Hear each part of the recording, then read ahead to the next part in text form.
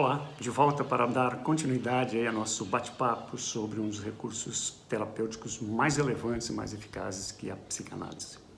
Nós vimos no nosso último encontro que a psicanálise é uma volta, às raízes das emoções, dos fatos que geram a nossa forma de se comportar para evitar a mesma dor que a gente sentiu lá atrás, por exemplo, se você foi, digamos, uma criança criada sob um rigor muito forte, onde você não podia se expressar porque levava um castigo, não era aprovada, às vezes levava uma surra, o que vai acontecer, por exemplo? Uma das possibilidades é que o seu comportamento seja bastante recatado, que você não consiga manifestar a sua opinião. Por quê?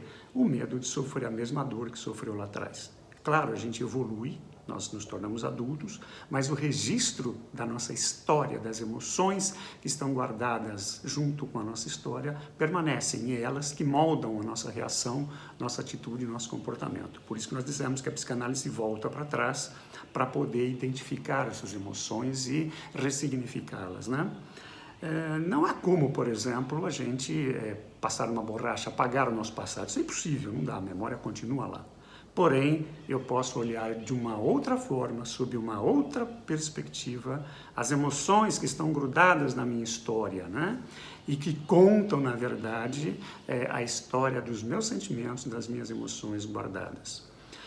Muitas vezes pode acontecer, por exemplo, de você ter um bloqueio muito forte, você não, às vezes passa uma oportunidade fantástica na sua frente e você tem medo de assumi-la. Por quê?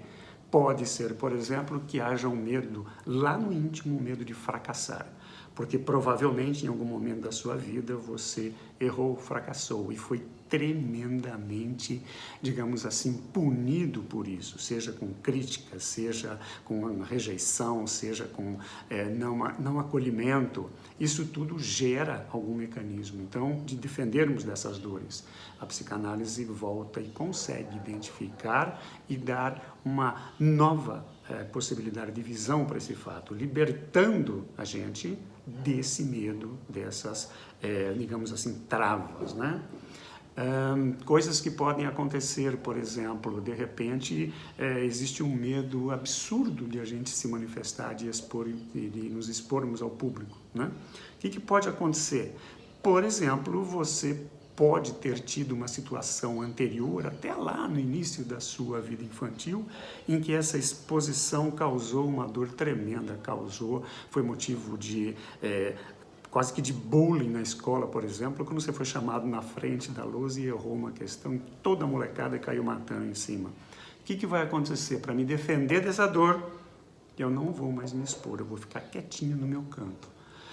Às vezes existe um problema, no caso de você, às vezes, não falar o que você sente por medo de magoar os outros, como se a gente tivesse esse poder, Mas para nós isso pode significar um bloqueio, porque se eu magoar os outros, eu vou me sentir rejeitado, culpado e não mais ser digno de pertencer ou de ser acolhido por aquela pessoa. Várias são as possibilidades e as causas daquilo que nos incomoda. E a psicanálise tem essa característica de olhar para trás para essas causas e identificar e reduzir, ressignificar medos, problemas de rejeição, fobias de animais, seja lá o que for, procedimentos que me impedem de eu expor o meu dom, o meu talento, porque eu fico com medo de ser reprovado. Todas essas possibilidades são olhadas pela psicanálise e ela pode, como um recurso fantástico, liberar a pessoa dessas restrições. Essa é uma das funções mais importantes da psicanálise, facilitar a vida de relações que nós temos com os outros, com o mundo. Por hoje é só, a gente volta nesse tema mais tarde. Muito obrigado pela sua atenção por hora. Um grande abraço e até a próxima oportunidade de conversarmos. Tchau!